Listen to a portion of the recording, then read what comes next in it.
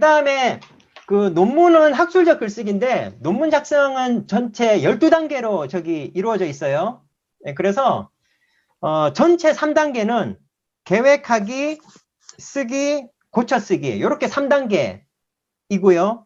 그 다음에 계획하기가 주제 구상하기, 자료 수집하기, 개요 작성하기 이렇게 구성이 되고요.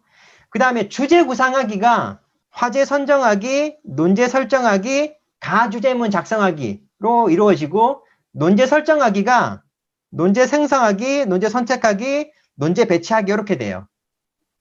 그리고 여기까지 되면 연구계획서와 목차 작성이 가능하고, 그러면 어떻게 되죠? 연구계획서는 제출하고, 그 다음에 목차까지 나오면 그 지도 교수의 지도를 요청할 수 있어요. 그래서 우리가 논문 다 써가지고 교수님들 찾아가서 이거 처음부터 끝까지 다 봐주세요. 이렇게 지도 요청하는 게 아니고, 대체적으로는, 학교마다 좀 차이가 있는데, 그 본심사 들어가기 전에, 그러니까 심사 들어가기 전에 교수님과 그러니까 의사소통할 수 있잖아요. 그럴 때, 그 목차까지 써서 좀 봐달라고 하면, 이게 목차가 타당한지, 제대로 목차가 체계적으로 짜였는지, 뭐가 빠졌는지 이런 것들을 교수님들이 한눈에 보고 다 이렇게 지도해 주실 수 있어요. 그래서 목차만 조금 수정되고 지도만 받아도 그 다음부터 서론 쓰고 본론 쓰고 결론 쓰는 게 크게 어렵지 않아요. 그래서 방송대는 정확하게 모르겠지만 저는 이제 대학원을 고려대학교를 나왔거든요. 다른 대학교도 마찬가지인데 지도 교수는 거의 대부분 목차까지만 봐줘요. 그 이유는 크게 어렵지가 않고 학생들이 스스로 다 할 수 있기 때문에. 그래서 이 과정을 거친다 이렇게 보시면 돼요. 그래서 주제 구상하기로 가보면 우선 이제 어떤 주제를 잡을 것이냐 이게 문제가 될 수 있는데, 우선은 여러분들이 그 최소한 6개월은 쓰는 거잖아요. 그렇죠? 보통 이제 3학기까지 가면 그 이수해야 되는 학점은 채우고 보통은 4학기가 논문 쓰는 학기잖아요. 그러면 그 한 학기 내도록, 그러니까 3학기 끝나는 그 방학을 포함해서 그 다음 학기까지 해서 이제 한 6개월을 이제 쓰게 되는데, 그럼 6개월 동안 남의 자료 막 읽고 정리하고 그 다음 논문 쓰고 고치고 하려면 이 너무 힘들어요. 그래서 그러한 시간과 에너지를 투자함에도 불구하고 힘들다는 느낌이 안 드는 정도의 주제, 그러니까 본인이 관심 있어 하는 주제, 자기가 재밌어 하는 것은 아무리 시간을 들여도 힘들지 않아요.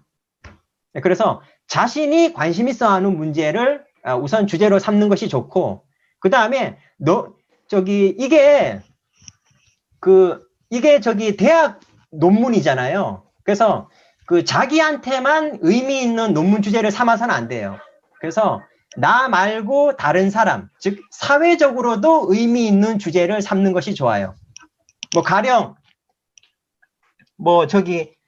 요즘 가장 많이 얘기되는 게 여러 가지가 있을 수 있는데, 이주노동자와 관련된 어떤 그런 주제를 삼을 수도 있고, 그 다음에 쪽방촌에 계시는 어르신들, 독거노인과 관련해서 글을 쓸 수도 있고, 그 다음에 자살이라든지 고독사와 관련해서, 아까 제가 간호학과 얘기를 들었는데, 그럼 간호학과 관련된 업무 환경이라든지 처우, 혹은 그 다음에 어떤 언어폭력, 이런 것들도 충분히 문제가 해결만 되면 사회적으로 유의미할 거 아니에요. 그렇죠?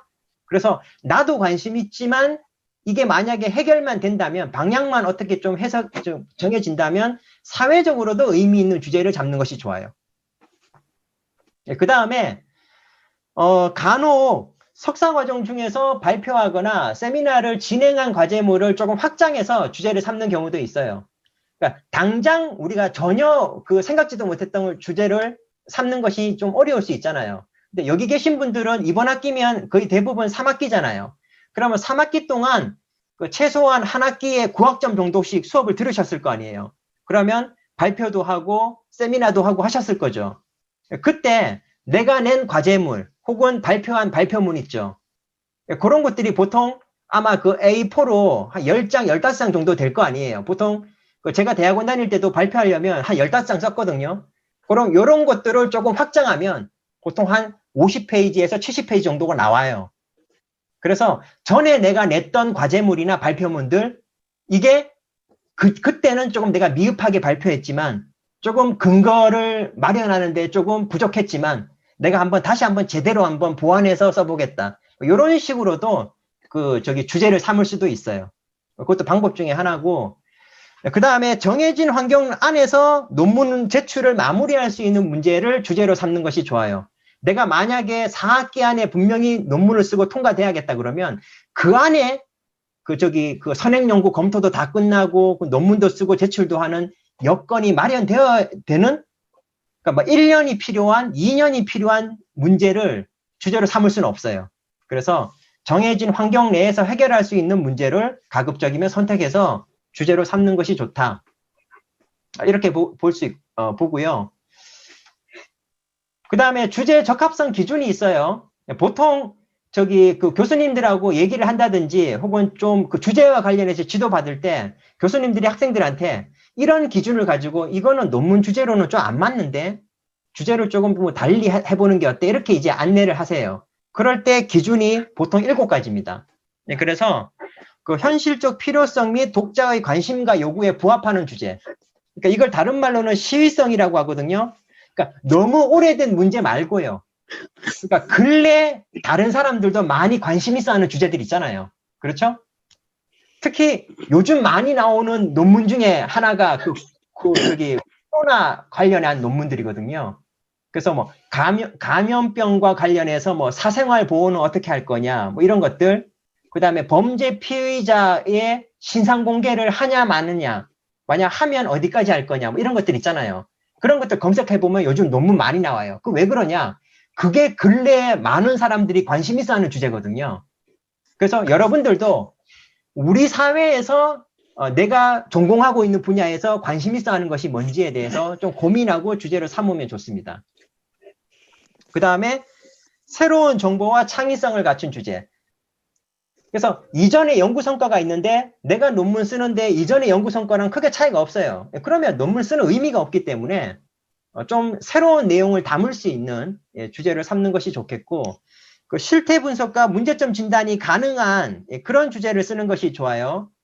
그러니까 가령 초자연적인 현상 뭐 이런 것들은 논문 주제로는 안 맞아요. 문제점 진단이 안 되기 때문에. 그 다음에 분석 과정과 논증이 체계적으로 제시될 수 있는 주제. 이건 무슨 말이냐면 정보의 접근이 가급적 용이한 주제가 좋다라는 겁니다. 그래서 가령 동남아시아의 노예 선에서 아동 노동 착취 뭐 이런 걸 가지고 쓰겠다. 그러면 아니 내가 비행기 타고 거기 가야 되느냐? 이게 쉽지가 않아요. 그 다음에 내가 만약에 어떤 살인자의 살인 동기에 대해서 글을 쓰겠다. 그럼 교도소 가서 직접 살인자 만나야 되잖아요. 이런 것들도 정보 접근이 쉽지가 않아요. 그 다음에 가령 국가기밀 같은 거 있잖아요. 그런 걸 가지고 써야 된다 그러면 국정원에 가야 되는데 국정원에서 그런 정보를 주겠어요? 안 주겠죠. 그래서 가급적 요즘 또 코로나 때문에 밖에 나가기도 어려워요. 그러니까 중앙도서관 홈페이지를 통해서 논문 자료를 검색해서 내가 충분히 쉽게 찾을 수 있는 자료로 자료를 모을 수 있는 그런 주제가 좀 가급적이면 괜찮아요. 멀리 안 가고 집에서 이제 논문 쓸 수 있는. 그 다음에 해결 방안이나 현실적 대안이 마련될 수 있는 주제면 좋고요. 그 다음에 논의의 확장과 기대 효과가 있는 주제, 무엇보다 분량을 고려한 주제, 이런 것들이 이제 주제 적합성 기준입니다. 이런 것들을 좀 생각해 볼 필요가 있어요.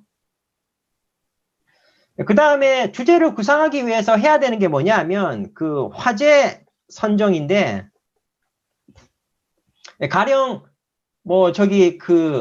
내가 무언가에 대해서 쓰겠다. 그러면 우선은 넓어요. 우선은 상당히 넓을 수 있어요. 그래서 이렇게 간호 이렇게 있으면 여기에 업무, 그럼 공부, 그 다음에 지휘, 그 다음에 뭐 환경, 뭐 이런 식으로, 그 다음에 뭐 이렇게 업무에선 이렇게 또 가고, 이런 식으로 관련된 내용을 계속 연상할 수 있잖아요. 그렇죠? 이런 식으로 내가 쓸 이 화제, 이게 이야기거리예요. 이런 것들을 가급적 많이 모아야 돼요. 많이 모으는 연습을 해야 돼요. 이거 보통 브레인스토밍이라고도 하고 마인드 매핑이라고도 해요. 그래서 좀 자유롭게 좀 모으는 게 중요합니다. 자기가 속해 있는 학과 혹은 전공 내에서 내가 좀 관심 있어 하는 것과 관련해서 머릿속에 떠오르는 것이 있다면 무조건 뻗어서 이렇게 연습하는 훈련을 좀 해야 돼요. 그러니까 이것을 통해서 좀 어떤 내용을 좀 쓸까 좀 이렇게 훈련을 해야 되고요. 그 다음에 그런 것들이 되면 그 다음부터는 논제를 설정하는 거예요. 내가 앞에서 그 화제를 선정하고 그것을 화제를 가공 그 다음에 처리한 문제가 바로 논제예요. 그래서 논제를 가급적 많이 만들어야 돼요. 이게 주제 구상하기 단계에서 매우 중요해요. 그러니까 소위 말해서 질문을 만드는 거예요. 질문 던지기.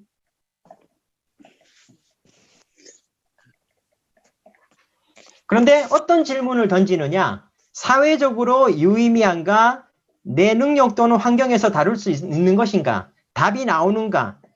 정보의 접근이 용이한가? 이런 것들을 생각을 해서 질문을 많이 던지는 건데 가령 이런 거예요. 가령 예를 들자면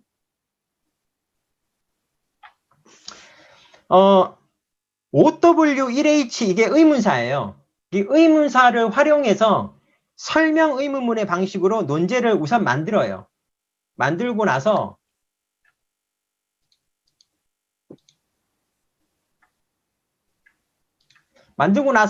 만든 것들 중에서 중요하다 싶은 것을 선택을 하고 그 다음에 그것을 전체적인 맥락을 고려해서 배치를 하는 거예요. 그래서 생성, 선택, 배치하는 건데 제가 예를 한번 보여드리겠습니다. 가령 이런 거예요. 예를 보면 양심적 병역 거부를 제가 예를 들었어요. 이게 예전에는 지금은 이제 나름 해결이 됐죠. 여러분도 아마 아실 텐데 지난주 월요일부터 해서 우리나라에서 처음으로 대체복무제가 시행이 됐잖아요. 이분들 교도소에서 이제 36개월 동안 복무하시잖아요. 근데 그 이전에는 대체복무제가 없는 상태에서 다 1년 6개월간 수감시켰거든요. 다 이제 군대를 안 가겠다라고 해서 다 이제 빨간 줄 치고 이렇게 사회를 나왔었는데, 근데 그러기 전까지에는, 그러니까 2018년에 위헌 결정 나기 전까지는 이게 되게 쟁점이었어요. 그래서 제가 학생들 강의할 때 많이 썼던 주제인데, 이것과 관련해서 의문사로 질문을 만드는 거예요. 그래서 질문을 의문사별로 10개씩 만들어요.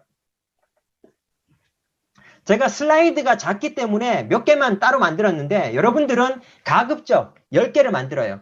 내가 양심적 병역 거부에 대해서 논문 한번 써보겠다. 그래서 주제를 구상하겠다. 그러면 이게 무엇? what이잖아요. 그럼 양심적 병역 거부란 무엇인가? 이런 식으로. 여러분들이 만약에 우리나라가 가장 큰 문제 중에 하나가 저출산 문제잖아요. 그러면 저출산 문제에 대해서 내가 만약에 자료조사도 하고 해결책을 내 나름대로 내보겠다 그러면 처음에 뭐부터 해야 되느냐 하면 이 저출산을 개념 규정부터 해야 돼요. 무엇이 저출산이냐. 그러니까 이 개념 용어 규정부터 해야 되거든요. 그래서 의문사를 넣어서 질문을 많이 만들어야 돼요. 그래서 양심적 병역 거부란 무엇인가? 그러니까 여기서 말하는 양심은 무엇을 말하는가? 사람들의 근거는 무엇인가? 이런 식으로. 의문사를 넣어서 10개씩 만들어요. 그 다음에 가령 병역 거부를 그 사람들은 왜 하는가? 그 다음에 왜 양심적 병역 거부를 누구는 찬성하고 누구는 반대하는가? 우리는 이 문제를 왜 알아야 하는가? 이런 식으로 의문사를 넣어서 질문을 만드는 거예요. 이게 무엇, 누구, 왜, 그 다음에 언제, 어떻게, 어디. 그래서 병역 거부를 허용한다면 병역 거부를 어떻게 대체할 것인가? 지금 교도소에서 36개월간 복무하고 계시는 게 바로 뭐죠? 이 질문에 대한 우리 사회의 답변이잖아요. 그렇죠? 그리고 어떻게 하면 사회적 갈등을 최소화하면서 이 문제를 해결할 것인가? 왜 그 사람들한테 교도소에 가서 일하라고 하고 왜 그 사람들한테 굳이 18개월이 아니라 36개월간 일하라고 한 거예요? 이래야지 군대를 가는 사람들의 불만을 최소화할 수 있기 때문이죠. 두 배에 걸쳐서 일하니까. 이런 것들이 우리가 해당 주제에 대해서 던질 수 있는 질문의 답변들이에요. 내가 무언가에 대해서 논문 주제를 삼아서 글을 쓰겠다면 그 주제와 관련된 60개의 질문을 만들어야 돼요. 그리고 그 질문에 대해서 답을 하는 과정이 서론을 채우게 될 거예요.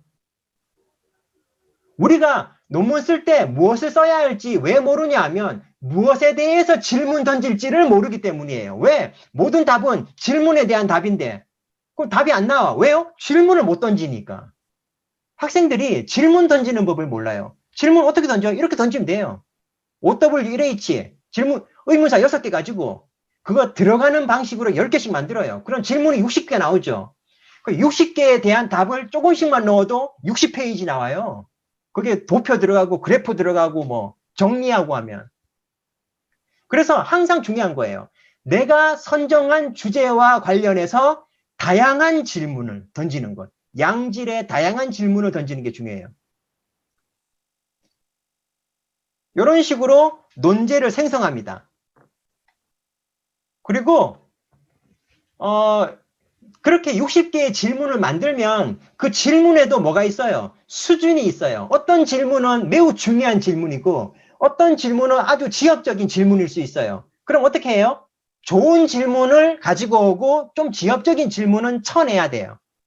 그래서 제가 아주 간단한 예만 보여드리는 건데 화제가 양심적 병역거부다. 그러면 논제로 만들기 위해서 질문 만들죠. 그러면 내가 써야 하는 글에서는 이런 질문에 대해서는 답을 내고 그 외의 질문은 빼야 되겠다라고 해서 선택을 하는 거예요. 그래서 간단하게 양심적 병역 거부란 무엇인가, 왜 문제가 되는가, 그 다음에 근거는 무엇인가, 어떻게 해결할 때 요걸 이제 선택한 거예요. 제가 이렇게 몇 개만 간단히 예만 들어주는 거예요. 슬라이드가 작기 때문에. 근데 여러분들은 이게 되게 복잡하겠죠, 나름대로. 그렇죠? 그리고 나서 이거를 적당하게 배치하는 거예요. 내가 만약에 고독사에 대해서 만약에 논문 써보겠다. 그러면 최소한 고독사가 무슨 뜻인지 개념 정의는 앞부분에서 해야 되잖아요. 제가 예전에 개인적으로 수년 전에 고독사와 관련해서 글을 쓴 적이 있어요. 그래서 관련 자료도 좀 찾아보고 공부도 했었는데 고독사가 뭔지에 대한 개념 규정이 어떻게 보느냐에 마다 다 달라요. 죽었을 때 지킨 사람이 있느냐 없느냐, 죽고 나서 며칠 만에 발견됐느냐, 이런 것들 기준에 따라서 고독사를 바라보는 게 기관마다, 나라마다 다 달라요. 그러면 내가 쓰는 논문에서는 난 이렇게 보겠다라고 내가 규정해줘야죠. 그러니까 이런 것들은 앞에 배치해야겠다. 이렇게 생각해야 돼. 이게 이제 배치하기예요. 이건 아주 간단한 예예요. 여러분들 되게 복잡할 거예요. 석사기 논문이니까. 그리고 뭐가 문제인지, 그리고 이 글을 쓰는 목적이 무엇인지, 그 다음에 대상은 뭔지, 범위는 어디까지 할 건지, 그 다음에 방법은 어떻게 할 건지, 이런 것들을 앞부분에서 다 우리는 얘기할 수 있죠. 가령 예를 들어서 내가 만약에 이주노동자에 대해서 논문 한번 써보겠다. 그러면 범위도 중요해요. 왜냐하면 우리나라에서 이주노동자가 나름대로 이주해서 노동하기 시작했을 때가 88 서울올림픽 이후예요. 그러면 그 말은 무슨 말이에요? 서울올림픽 이전에는 내가 찾을 만한 자료가 거의 없다는 뜻이에요. 그러면 나는 서울올림픽 이후를 자료를 범위를 정해서 써보겠다. 이게 범위를 스스로가 정해야 돼요. 이유를 가지고. 내가 우리나라 역사가 반만 년인데 반만 년에 걸친 이주노동자의 역사를 내가 쓸 건 아니잖아요. 범위를 정해줘야 돼요. 그 다음에 중간중간 법령이 다 달랐죠. 90년대에 법령도 있고 2000년대 초반에 또 뭐 고용허가제니 뭐니 또 이주노동자 관련된 법령이 있었어요. 그러면 그 법령이 세워지기 이전과 이후가 현상이 달라져요. 그럼 그것들을 분석하고 비교해야죠. 그래서 고용허가제 같은 법령이 있는 뭐 이전까지 하겠다, 이유를 보겠다 이런 식으로 범위를 정해야 돼요. 그 다음에 이주노동자와 관련해서 내가 쓰는데 대한민국 전체를 대상으로 하겠다? 그게 안 돼요. 그럼 어떻게 해야 돼요? 뭐 서울을 중심으로, 뭐 수원시를 중심으로 이렇게 이런 식으로 내가 감당할 수 있는 수준으로 범위를 좁혀야 돼요.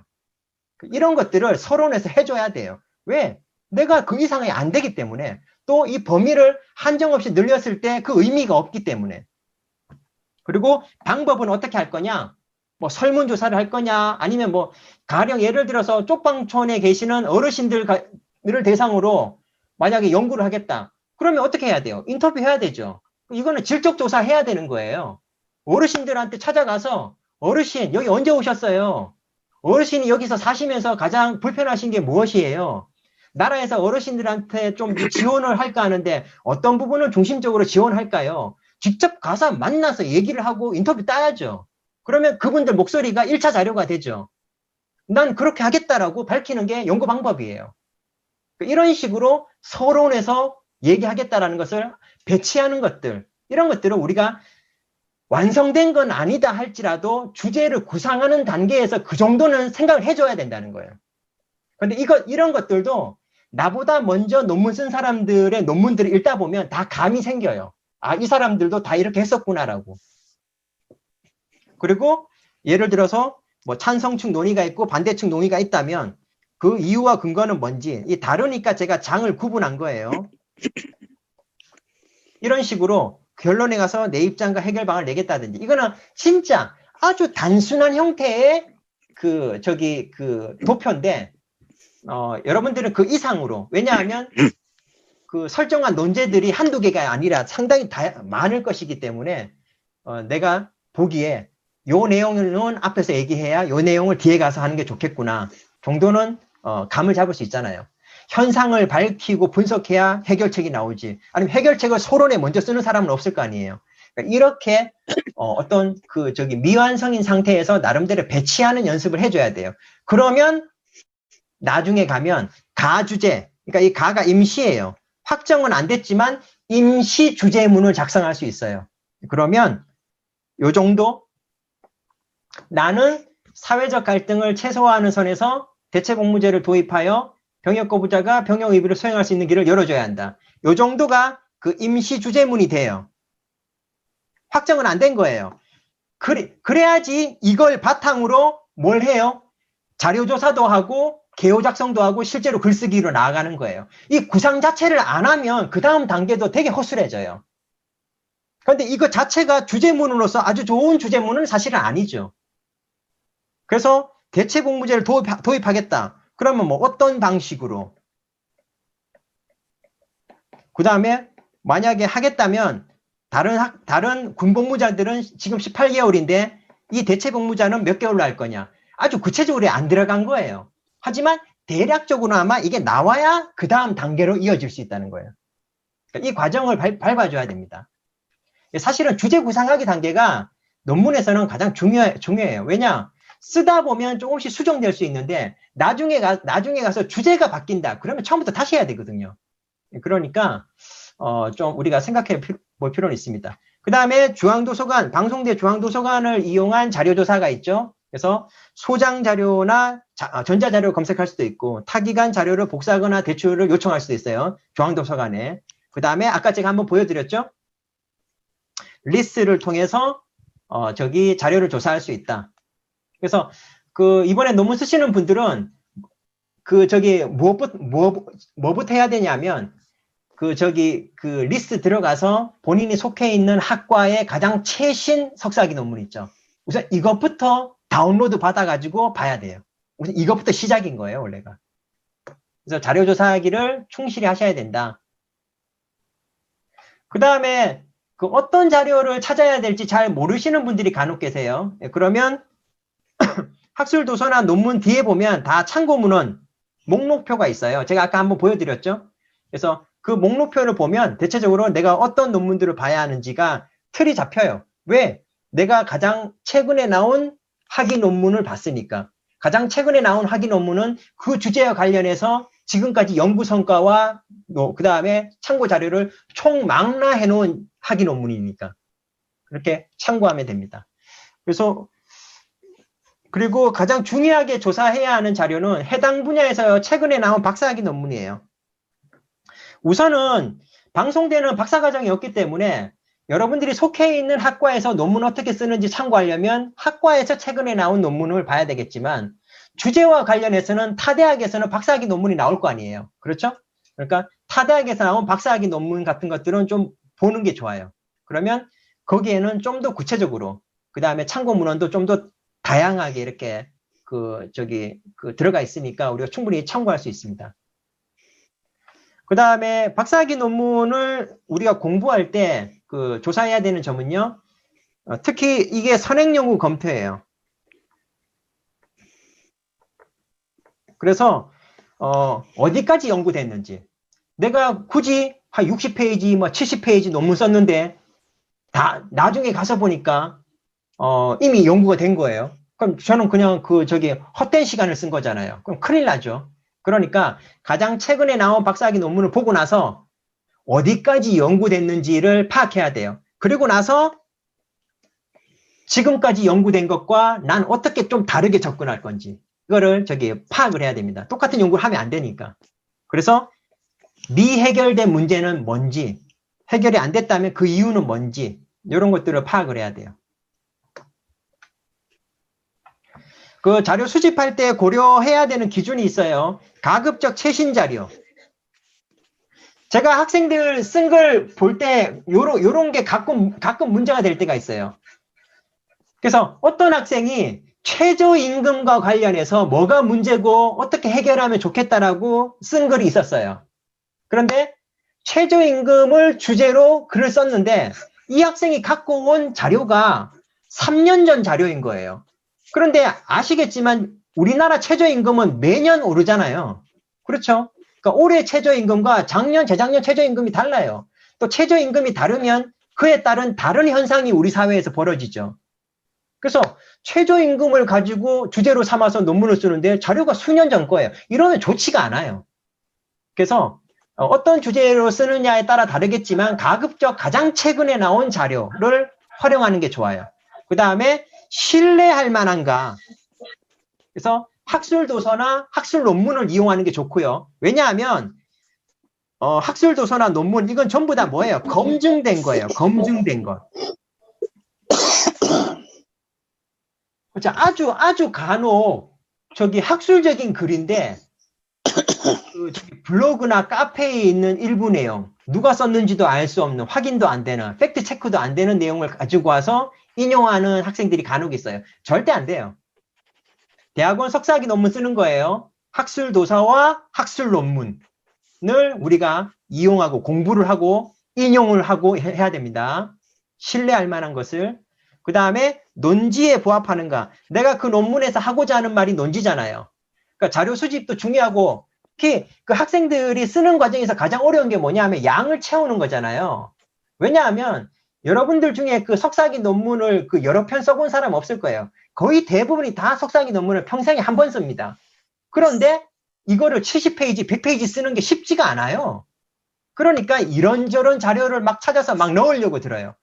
그런데 논지에 부합이 안 되면 논문 전체의 질을 떨어뜨려요. 안 돼요.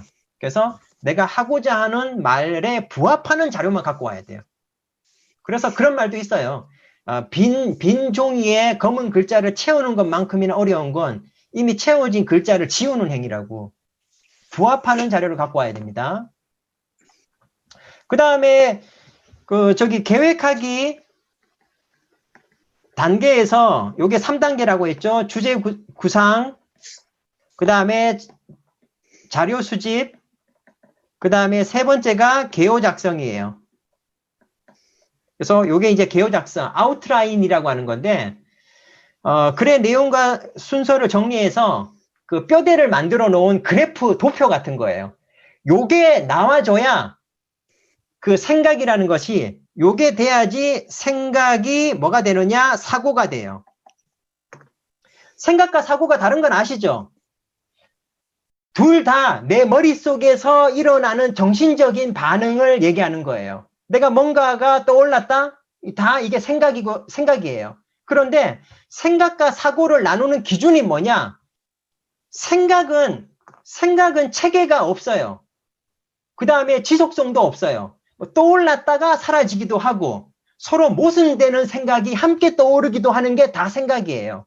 그런데 어떤 생각은 질서와 체계가 있어요. 그러면 우리는 그걸 뭐라고 하느냐? 질서 있고 체계 있는 생각이라고 해서 그걸 보통 사고라고 하고 철학적에서는 사유라고도 해요. 그래서 본인이 생각을 나름대로 명확하게 했다, 구체적으로 했다라는 것을 내 머릿속으로는 확인이 안 되잖아요. 그래서 개요를 스스로 만들어 봐야 돼요. 내가 개요를 만들어 봤는데 개요가 잘 안 나와요. 그럼 내 머릿속이 아직은 명확하지 않다는 뜻인 거예요. 그래서 내가 생각을 구체적으로 했다는 것을 내 스스로 확인하기 위해서라도 개요를 만들어야 되고, 무엇보다 중요한 건 뭐냐 하면 개요가 나와야 지도를 요청할 수 있어요.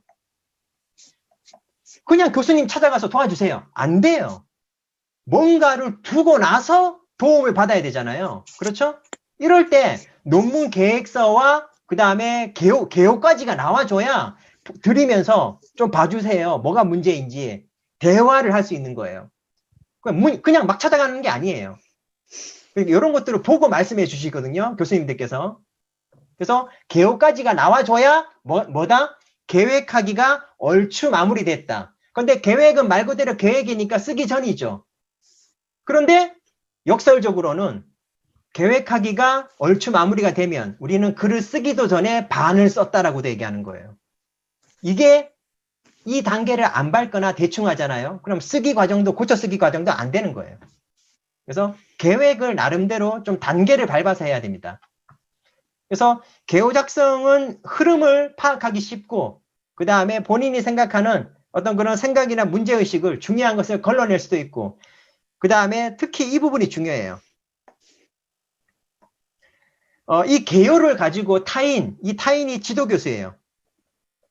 타인의 조언을 구할 수 있고, 그 다음에 방송대는 연구 환경이 어떤지 제가 정확하게 잘 모르겠습니다. 근데 보통 대학들은 제가 다녔던 대학원도 마찬가지고, 보통은 지도교수는 중요할 때 한방 지도해 주시고, 평소에는 그렇게 자주 뵙지는 않아요. 주로 같이 공부하는 지도 학생들이 있죠.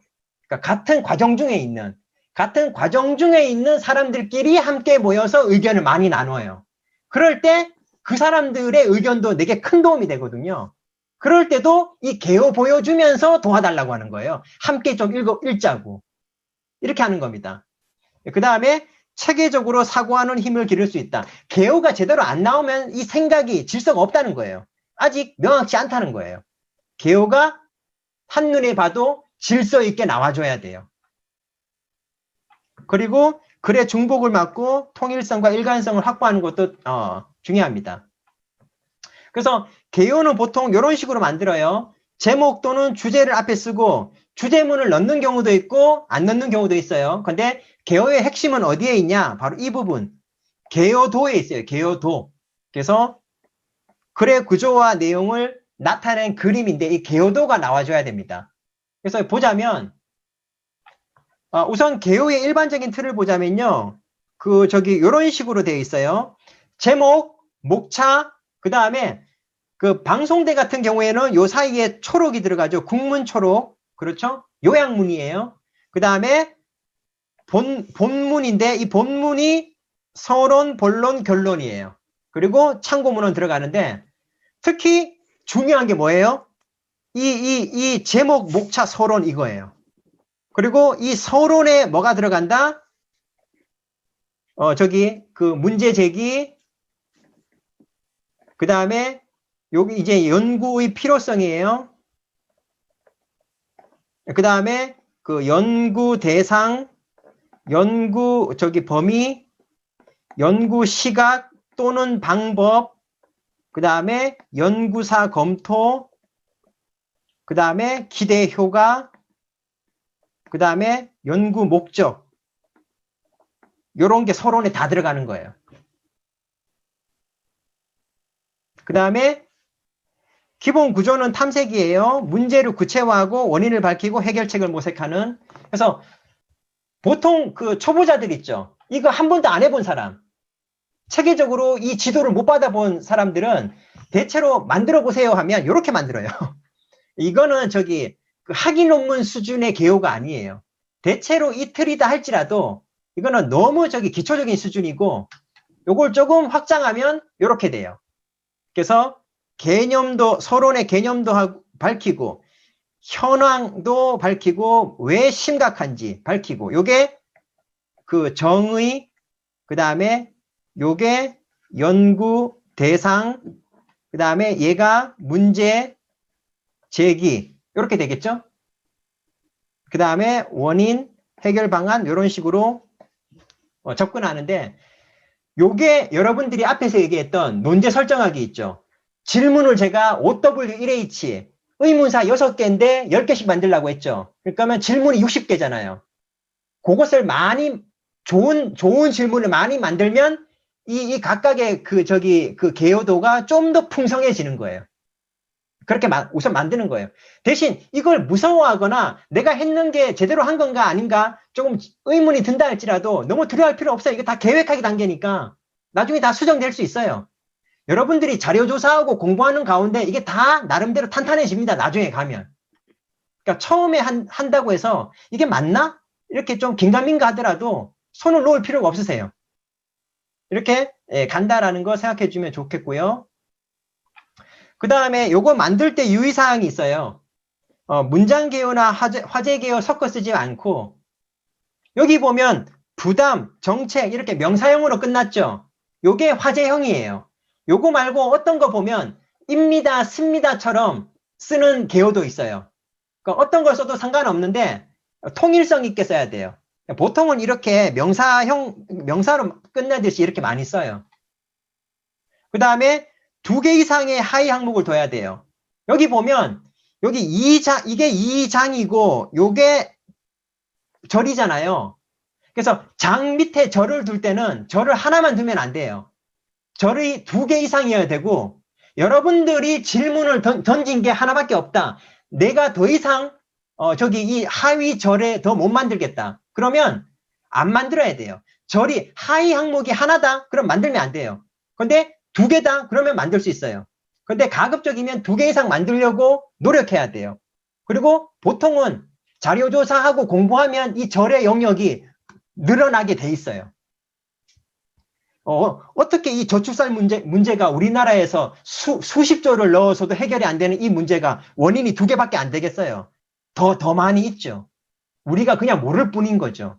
우리가 살고 있는 이 사회 현상에서 우리가 읽어내지 못한 게 많을 뿐이지 실제로 간단하지가 않아요. 공부하고 관찰하고 그 다음에 자료조사하고 하면 다 늘어나게 돼 있습니다. 그 다음에 상위 항목과 하위 항목, 그 다음에 그 위계관계, 내용관계가 맞아야 돼요. 그래서 여기 원인이라고 2장에 썼으면 그 밑에는 원인만 얘기해야지 결과를 얘기한다든지 하면 안 돼요. 그래서 항목에 맞게, 내용관계에 맞게 써야 되고요. 그 다음에 층위적으로 구성해야 돼요. 이런 식으로. 여기 보면 이렇게 돼 있죠. 장은 장끼리 일렬로 돼 있고 절은 절끼리 여기 일렬로 돼 있죠. 요걸 우리가 그 층위적 구성이라고 그래요. 계단 내려가듯이. 이렇게 만들어야 돼요. 그래서 이게 전부 다 일자면 안 돼요. 장은 장끼리, 절은 절끼리, 항은 항끼리. 제가 아까 보여준 거 있죠? 요거. 이게 여러분들 방송대에서 규정해 놓은 목차 예시잖아요. 여기 보면 이게 장이고 요게 절이고 요게 항이고 요게 목이잖아요. 장, 절, 항, 목 이렇게 내려오는데 보면 알겠지만 계단 형식으로 내려가 있죠. 이렇게 원래 쓰는 거예요. 이거 전부 다 일자로 쓰면 안 돼요. 그러면 개요가 안 되는 거예요. 바로 지적당합니다. 이렇게 만들 수 있으면 좋겠어요.